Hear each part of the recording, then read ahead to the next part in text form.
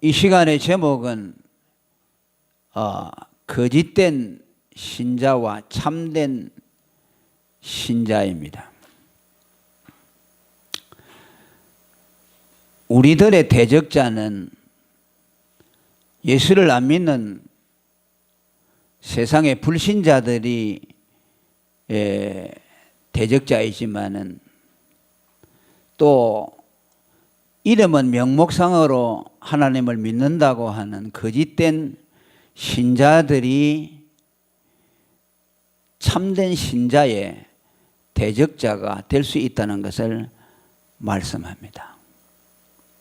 41절에 보니까 저희가 부러지거나 구원할 자가 없었고라는 말씀입니다. 이들은 우리의 대적자들로서 우리와 대적을 하고 우리를 무너뜨리기 위해서 공격하는 자들인데, 그러한 그들이 그것을 성공적으로 하기 위해서 하나님께 부르짖는다는 말씀입니다.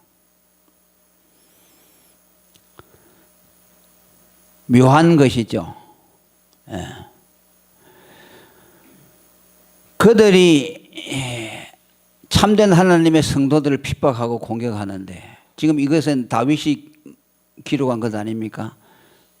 다윗이 이 말씀을 하면서 염두에 두는 것은 그 대적자 사울을 염두에 두었을 것입니다. 그러니까 사울은 다윗을 죽이려고 했던 사람이죠. 사울은 하나님을 믿는다고 했죠. 왕으로 세움을 받을 때도 선지자를 통해서 기름 부음을 받아서 왕이 됐습니다. 그리고 한때는 하나님의 신이 임해서 예언도 했습니다.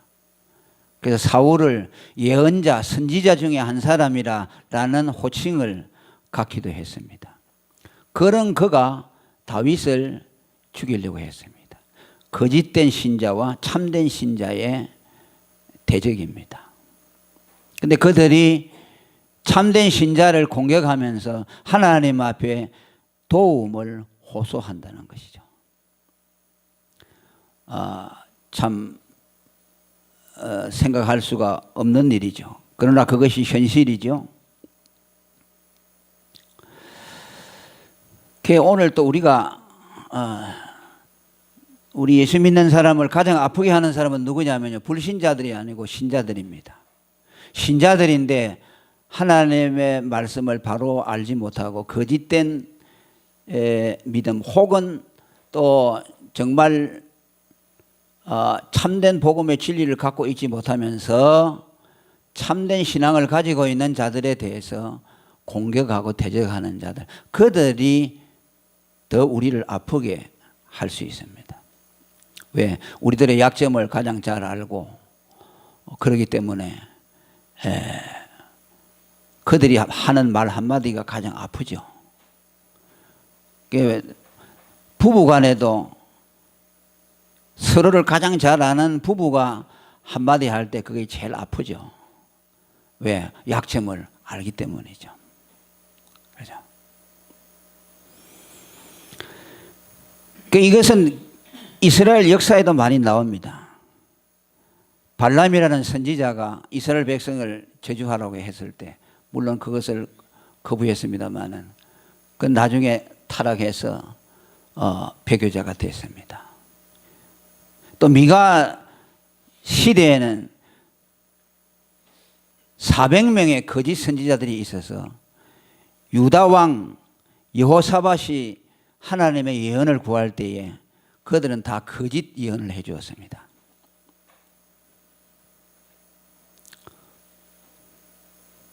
그런데 나중에 이스라엘 왕이 여호사밧에게 물습니다.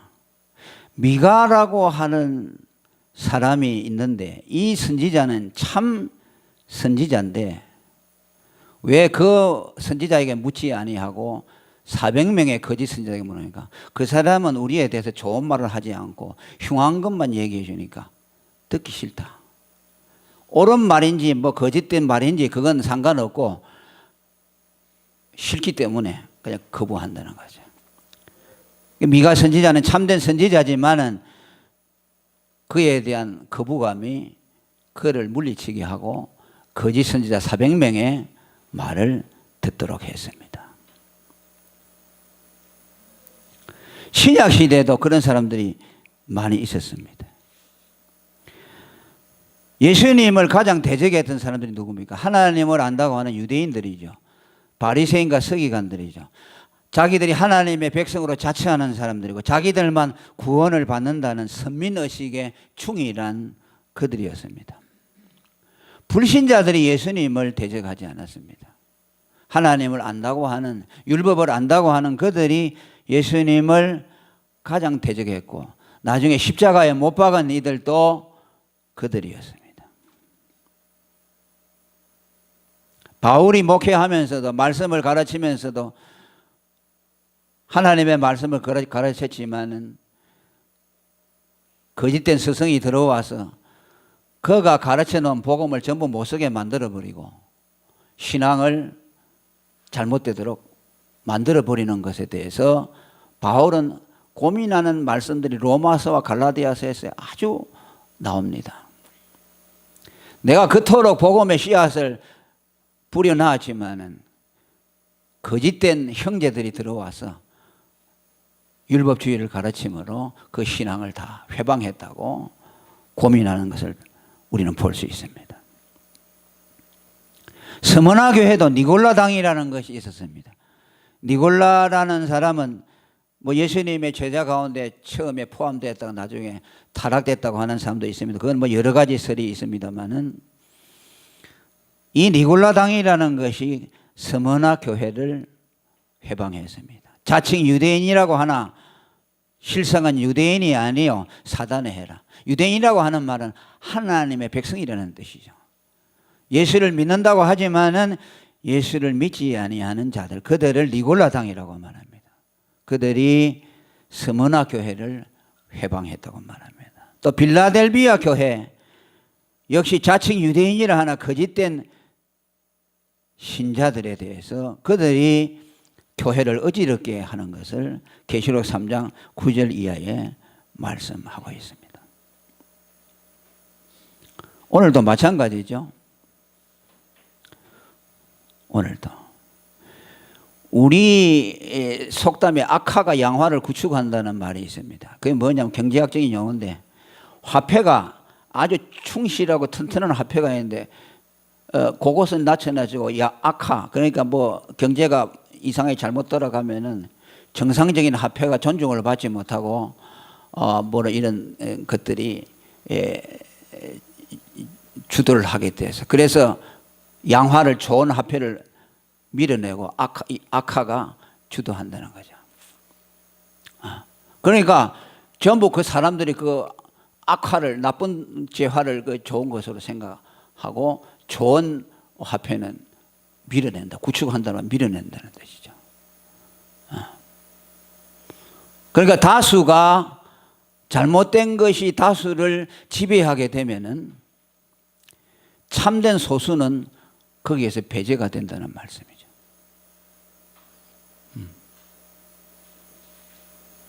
그게 뭐 이런 말을 하면 뭐 작은 교회 목사가 이런 말을 해봐야 뭐 아무 의미도 없지요. 그저 자기 위로하는 것이라고 생각하지만은 여러분 거짓된 복음이 판을 치게 되면 참된 복음은 쓸 자리를 잃게 된다는 말씀이에요. 오늘도 신비주의, 기복주의, 종교다원주의 이런 것들이 교회에서 주류를 이루고서 그들이 교회를 리드해 한국 교회를 리드해 나가게 된다면은 참된 복음을 파수하고 있는 자들은 거기서 소외를 돼버려요. 왜? 네가 진짜면은 네가 다수가 돼야 되지. 네가 그 힘도 없는 뭐 그것이 뭐 되겠느냐 그 말. 그게 진리가 아니라는 거죠. 다수가 진리이기 때문에 다수라는 것이죠.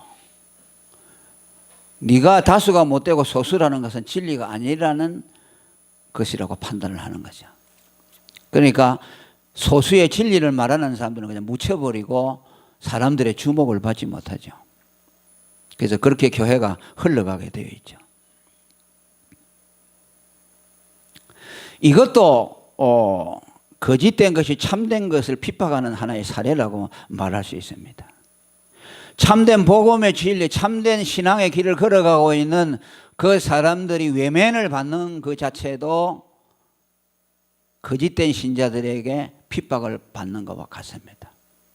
그들이 와서 욕을 하고 우리를 비난하고 그렇게 하지 않지만 그들이 득세해서 그들이 주류를 이루어 나가는 그 자체가 참된 신자들을 핍박하는 것과 똑같아요. 왜? 그들이 고난을 당하도록 만들어주는 거죠. 그들을 쇠약하게 만들고 그들이 힘을 못 쓰도록 만드는 것이죠. 그래서 능력을 못 가지게 하고 힘을 갖지 못하도록 하는 거죠. 그 디모데후서 4장 5절에 보면 이런 말씀, 4장 2절 이하에 보면 바른 교훈을 받지 아니하며 귀가 가려워서 자기의 사욕을 쫓는다고 그랬어요. 그냥 그 말세의 한 현상을 참된 교훈을 받지 아니하며 귀가 가려워서 자기의 사욕을 쫓아서 거짓된 스승들을 많이 둔다고 말씀합니다. 그러니까 이 말은 순환되는 겁니다. 거짓된 스승들이 나타나서 거짓된 것을 가르치면 거기에서 거짓된 교인들이 생산이 되어지고 또 거짓된 교인들은 거기에 세뇌가 되어가지고 또 그런 거짓된 스승들을 원하는 거죠. 올바른 복음을 가르치면은 거기에 대해서 싫어하는 거죠. 그러니까 이것이 악순환이 계속되는 것이죠. 거짓된 스승은 거짓된 교인을 만들고 또 거짓된 교인들은 거짓된 스승을 원하는 거죠. 참된 스승이 나타날 때 그것을 싫어하게 되는 겁니다. 그러니까 복음을 전하는 사람은 고난을 받을 것을 권면합니다. 디모데후서 4장 2절에서 5절까지 쭉 보게 되면은 그 말씀을 하면서 마지막 말미에 뭐라 했어요? 너는 모든 일에 근신하며 고난을 받으며 전도인의 일을 하라고 그랬어요. 할렐루야. 거짓 스승들이 자기의 입맛에 맞는 거짓 스승들을 많이 이렇게 하지만은 그것 때문에 낙심하지 말고 고난을 받으면서 계속적으로 복음을 전하는 전도인의 일을 하라고 그렇게 말씀합니다. 그러니까 하나님은 교회사에서 구약에도 마찬가지지만 이런 거짓된 스승과 거짓된 신자들을 두어서 성도들을 괴롭히도록 하나님은 허용을 합니다. 이는 성도들을 연단하기 위해서죠. 왜 그런 일이 일어날까? 왜 거짓된 자들이 주류가 되게 하고 참된 자들이 비주류가 되게 해서 힘을 쓰지 못하도록 만들고 고난을 당하도록 하는가에 대해서는 하나님이 교회를 사랑해서 그들을 연단해서 거짓과 참을 구별하기 위한 것이라고 말합니다. 예수님이 가라지가 발견됐을 때 그 제자들이 가라지를 뽑으리까 하니까 예수님이 둘 다 추수 때까지 함께 자라게 두어라. 그렇게 말씀합니다. 왜 하나님이 그걸 둡니까? 그걸 뽑다가 알곡을 뽑을까 염려함이고 또 그것을 계속해서 둠으로써 알곡들을 연단하도록 하기 위해서. 괴롭히는 거죠. 괴롭히는 것을 통해서 참된 신자들을 연단하는 것이죠.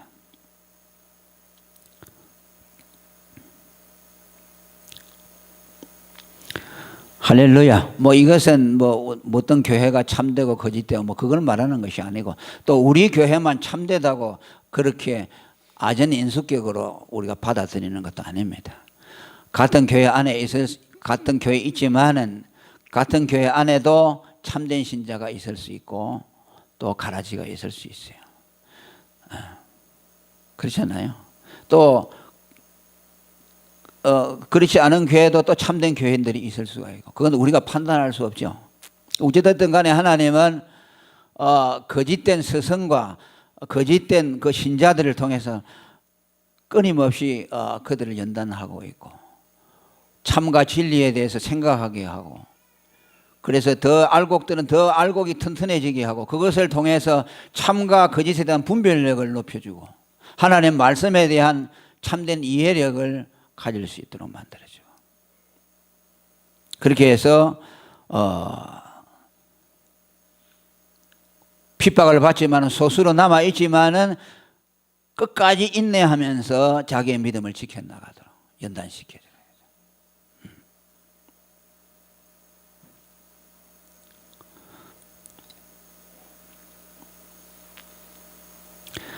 그리고 하나님이 그 거짓된 스승들과 거짓 신자들의 호소를 듣지 아니한다고 말씀했죠. 이것은 당연한 일입니다. 저희가 부르짖으나 구원할 자가 없었고 여호와께 부르짖어도 대답지 아니하신다고 말씀합니다. 만일 하나님이 거짓된 스승과 또 신자들의 호소를 들어준다면 어떻게 되는 겁니까? 성도들과 원수가 되는 거죠. 성도들을 핍박하는 거짓된 스승과 신자들이 호소하는 그 기도를 들어준다면 그것은 곧 참된 성도들에 대한 대적을 하는 것이 되죠. 그러니까 하나님이 들어주실 수가 없습니다. 창세기 12장 3절에 보면 하나님이 아브라함을 통해서 너를 축복하는 자에게는 내가 복을 내리고 너를 저주하는 자에게는 내가 저주하리라고 말씀합니다. 그리고 그들은 42절에 내가 저희를 바람 앞에 티끌같이 부서뜨리고 거리에 진흙같이 쏟아버렸다라고 말합니다. 결국 그들은 하나님 앞에 쓰임을 받고 교회를 연단하는 일에 사용되어지다가 마지막 때 영원한 하나님의 심판 아래 떨어진다는 말씀입니다. 사울은 다윗을 연단시키는데 일정 부분 이용되어지다가 마지막에 버림을 당했습니다. 그렇죠? 사울을 하나님이 버린다고 했습니다. 이스라엘을 연단시키고 다윗을 연단시키고 그것을 통해서 다윗의 믿음은 한층 고조됐습니다. 얼마나 괴로움을 당했습니까? 다윗 때문에. 그러나 그것을 다 인내함으로 그의 믿음이 정금같이 되었어요. 다윗이 실수한 점이 있지만은 그럼에도 불구하고 하나님은 다윗을 성군이라고 인쳐 주었습니다. 할렐루야. 다윗 같은 자가 없다고 말씀했어요. 예수님을 표상하는 모델로 하나님이 세워주었습니다. 그래서 우리가 고통을 당하고 고난을 당하는 것은 어떻게 보면 하나님이 우리를 연단시키기 위한 거예요. 마태복음 13장 40절에 가라지를 거두어 불에 사르는 것 같이 세상 끝에도 그러하리라. 그때 알곡과 가라지를 갈라서 성도들을 괴롭히는 가라지들은 하나님이 마지막 불에 태운다고 말씀합니다. 그 다음에 참된 신자에 대한 축복을 43절에 말씀합니다. 읽어봅니다. 시작. 주께서 나를 백성의 다툼에서 건지시고라고 말합니다. 여기 백성의 다툼에서 건진다는 말은 백성의 논쟁에서 건져준다는 말씀이죠. 더 쉽게 말하면 참된 복음 진리의 길을 가는 사람들은 그들을 공격하는 그런 복음 하나님의 말씀에 대한 다툼에서 끝까지 그 길을 갈 수 있도록 보호하시고 지켜주신다는 말씀입니다.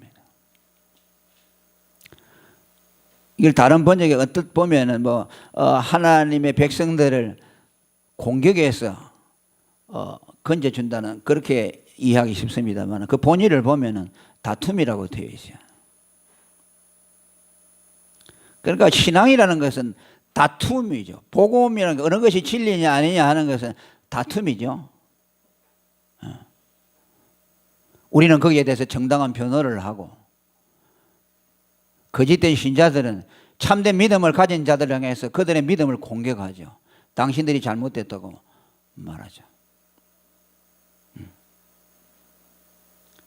그럼 어느 정도 그렇게 하지만은 공격을 받지만 참된 복음의 진리의 길을 가는 사람들은 그들의 말에 공격해서 보호해 주신다는 겁니다. 할렐루야.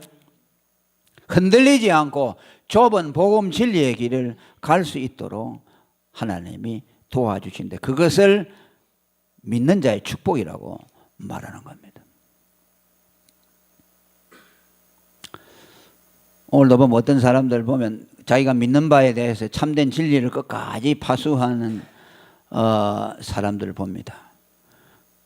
그는 그 자기의 개인의 소신이고 믿음의 확신이지만은 그것이 큰 파장을 일으키죠. 로마 교회에 대해서 루터가 종교교를 일으킨 것도 보자. 그 개인의 믿음이었어요. 루터가 무슨 세력을 가지고 했습니까? 뭐 세력을 구합해가지고서 로마교를 대항하자가 아니고 자기의 믿는 바, 하나님이 자기의 개인적으로 보여주신 복음에 대한 확신, 그것 하나 가지고 로마 천주교가 잘못됐다는 것을 대항했습니다. 거기에서 종교개혁이 일어났어요. 하나님은 루터의 편이 되어 주었습니다. 그가 믿는 바, 1500년 동안 가려져 있던 복음이 루터에 의해서 새로운 모습으로 확연히 드러나도록 만들었어요. 사람이 믿음으로 어렵다함을 받는다는 것은요, 그 전에는 가려져 있었어요. 500년 이후, 어거스틴 이후에 6세기부터 로마 천주교가 장악하고 나서부터, 그때부터 이 의인은 믿음으로 말미암아 산다, 우리가 어렵다함을 받는 것은 믿음으로 된다 하는 것이 가리워졌어요. 그 말이 없는 것은 아니에요. 그 말도 끊임없이 선포하면서 뭡니까? 거기다가 보탰죠. 참회가 있어야 되고, 그죠? 그 다음에 자기의 공로가 들어가야 되고, 그 다음에 연옥선을 만들어내고, 온갖 미신들을 만들어서 인간의 공로가 포함되어야 된다고 말합니다. 그들은 어떤 때는 믿음으로 어렵다함을 받는다고 말합니다. 그런데 다음 시간에는 거기에 또 다른 것을 보태서 말합니다. 저번 시간에도 말씀했죠. 100번을 예수의 믿음으로 어렵다함을 받다가 99번을 그렇게 말했는데 한 번 거기에 율법주의가 섞이잖아요. 그러면 99번 들었던 것이 다 무효화돼 버려요. 거기에 의심이 들어가 버려요. 그죠? 그 작은 누룩은 적지만은 거기에 들어가면 온덩이를 부풀게 만든다고 했죠.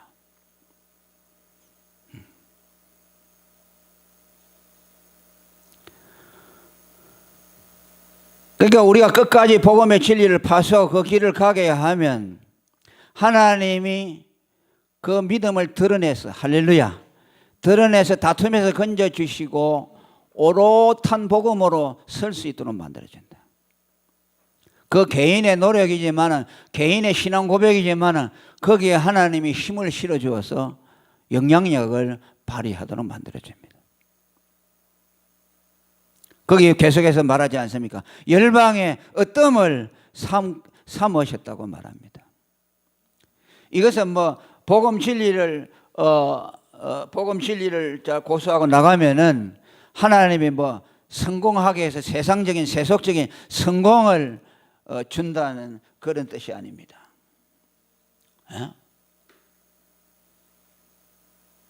이것은 뭘 말합니까?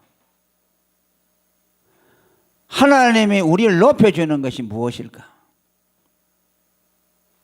고린도전서 1장 27절에 바울 사도가 말씀한 것처럼 하나님이 세상에 미련한 것들을 택해서 지혜로운 자들을 부끄럽게 만들어 주시고, 세상에 약한 것들을 택하사 강한 자들을 부끄럽게 만들어 주신다.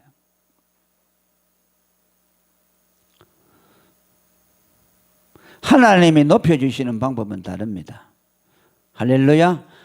하나님은 복음의 진리를 붙드는 사람들에게, 미련하고 약하고 어리석지만은 하나님은 그런 복음 진리를 사모하고 파수하는 사람들을 하나님이 높여주셔서 세상의 지혜로운 자들, 능력자들을 부끄럽게 하고 그들의 믿음을 돋보여내게 한다는 뜻입니다.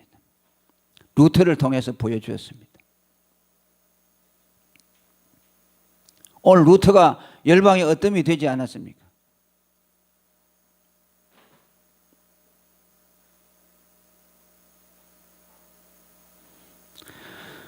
오늘 저와 여러분이 이 복음 진리를 잘 파수하고 그 복음의 진리를 끝까지 우리가 믿고 나가면요, 하나님이 여러분들을 높여주실 것입니다. 그 복음을 자랑하고 그 복음에 미쳐서 예수만이 구원한다고 다니면서 여러분들이 외쳐보십시오. 하나님은 여러분들을 열방의 어뜸으로 삼아주실 것입니다. 할렐루야. 왜 하면 안 하십니까?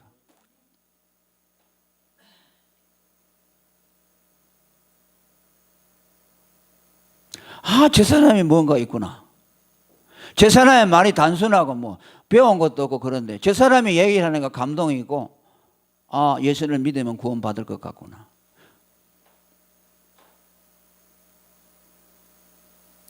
여러분, 어떤 설복보다도 예수가 믿어지도록 하는 것은요, 가장 강력한 웅변입니다. 예수가 하나님의 아들 그리스도요, 우리는 죄인인데 하나님의 심판하는데 그분을 믿으면 구원 얻습니다 할 때에, 하나님이 오셔서, 성령이 오셔서 그 말씀에 증거해 주실 때에 하나님의 능력이 여러분들을 사로잡게 되는 것을 경험하게 될 것입니다. 세상의 지혜로운 자들이 따라올 수 없는, 정말 열방의 어떠미구나, 내가 이 지혜를 가진 것이 세계 최고의 지혜를 가졌구나 라는 것을 자부할 수 있습니다. 소크라테스가 무슨 소용이 있고, 아리스토텔레스가 무슨 소용이 있고, 플라톤이 무슨 소용이 있냐, 그들이 아무리 위대한 철학의 학설을 가르치지만 세상에 예수 믿어 구원하는 이 진리, 이것에는 전부 다 그 앞에서 다 굴복하는 겁니다. 아무 가치가 없도록 만들어버리죠. 어떤으로 세워지죠. 왜? 그것들은 구원을 얻는데 아무 도움을 못 주잖아요. 또 알지 못하는 백성이 나를 섬긴다고 했습니다. 하나님이 복음 진리를 붙드는 자들에 대해서 높여주신다는 말씀이죠. 알지 못하는 백성이 나를 섬긴다는 말은 생면부지 모르는 사람들을 나와 붙여주어서 연합하게 하고 그들로부터 존경을 받도록 만들어준다. 할렐루야. 여러분들이 복음을 자랑하고 다녀보세요. 복음에 꽂혀있는 사람들이 여러분들과 연합하기를 원할 것입니다. 여러분들이 예수 복음을 전하고 다녀서 저 사람은 예수 복음에 미친 사람이라고 한다면 그와 같은 생각을 가진 사람들을 만나게 해줄 것입니다. 아멘.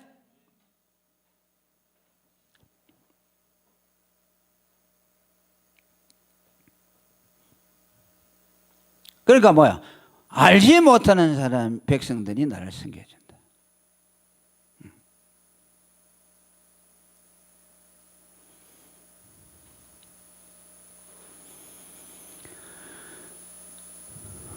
나는 여러분들이 높여지기를 원합니다. 복음을 사랑하시길 바랍니다. 정말 복음에 미쳐서 복음에 꽂혀서 살아간다면 하나님은 여러분들을 알지 못하는 생면부지의 사람들을 만나게 해서 여러분들과 연합하게 하고 그 일을 더 열심히 할 수 있도록 만들 거예요.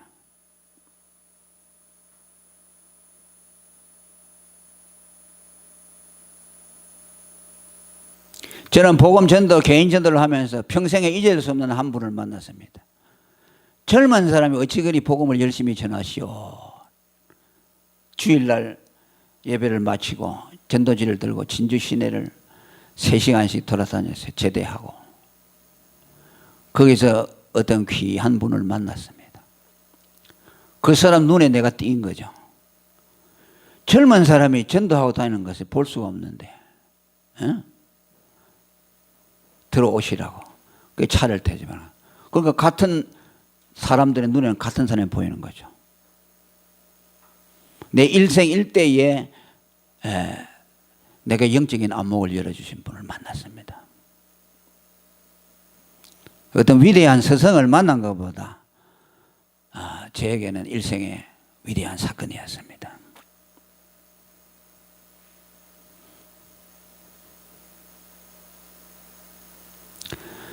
열방의 어뜸을 삼으셨다는 말씀, 알지 못하는 백성이 나를 섬긴다는 말씀은 더 깊이 들어가게 되면은 우리가 전하는 복음을 통해서 그 사람이 복음에 복종하는 것을 볼 때에, 할렐루야, 복음을 받아들이는 것은 복종이죠. 오늘 낮에 설교하는 대로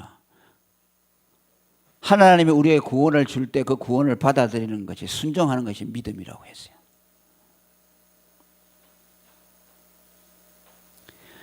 내가 전하는 복음을 상대방이 받아서 내가 믿겠습니다, 예수를 구세주로 믿겠습니다 할 때에 그 사람에게서 예수 이름이 높여지는 거죠. 아멘. 여러분 복음을 믿는다는 것은요, 예수의 이름을 높이는 거예요. 그 사람이 구원받기 이전에.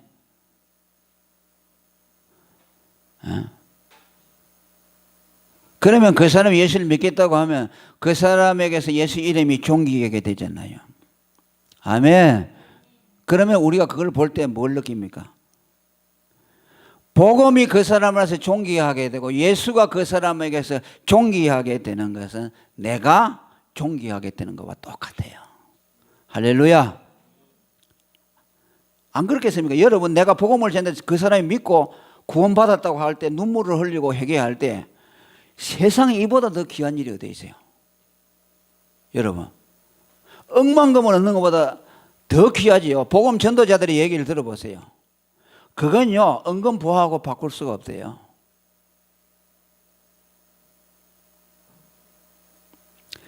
그 사람에게서 예수 이름이 능력을 발휘해가지고 그 복음 앞에 꼬꾸러지는 것이죠. 예수님 믿겠다고 하는 겁니다. 그러면은 그 사람이 그 사람 안에서 예수가 높여지니까 누가 높여지느냐? 내가 높여지는 거예요. 아멘. 왜? 빌립보 1장 21절에 내게 사는 것이 그리스도이기 때문에. 아멘. 나는 죽고 내 안에 그리스도가 살잖아요. 그리스도의 생명이 내 속에 역사하잖아요. 그런데 상대방에서 그 사람이 예수 이름을 왜 꼬꾸라지니까 내가 너무나 기쁜 거예요. 내가 높여지는 것보다 더 높아지는 것이요. 왜? 내 안에서 예수님이 계시잖아요. 그걸 볼 때 내가 높여지는 정복자죠. 그래서 여러분, 제가 이번 주 글을 쓴 거 보면은 긍휼을 베푸는 것은 복음을 전하는 제사함을 주는 것인데요. 그것은요, 하나님의 위치에 쓰는 거예요. 여러분이 복음을 주잖아요. 복음을 줘서 제사함 복음을 주잖아요. 그래서 믿잖아요. 그럼 여러분이 하나님이 되는 거예요. 그 사람이 복음을 받아서 제사함 받으니까요.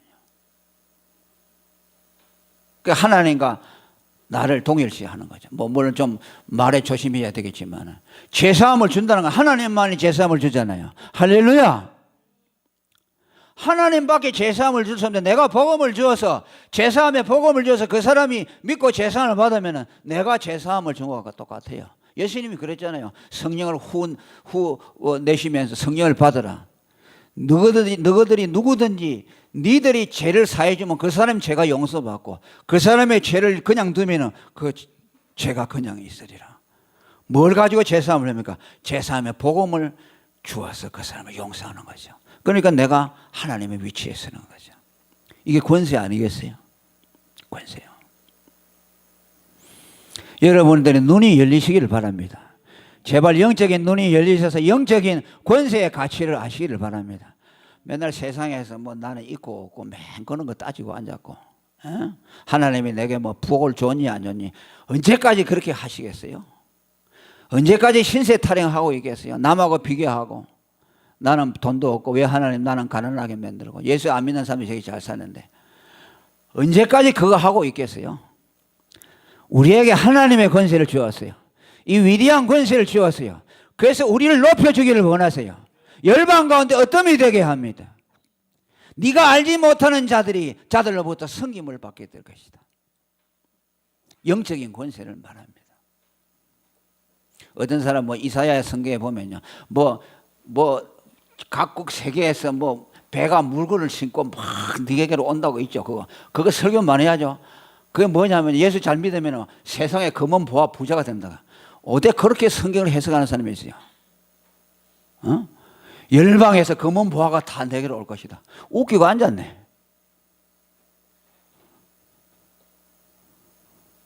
여러분도 예수 믿어 그렇게 해줘야 하나님이 한번 봅시다.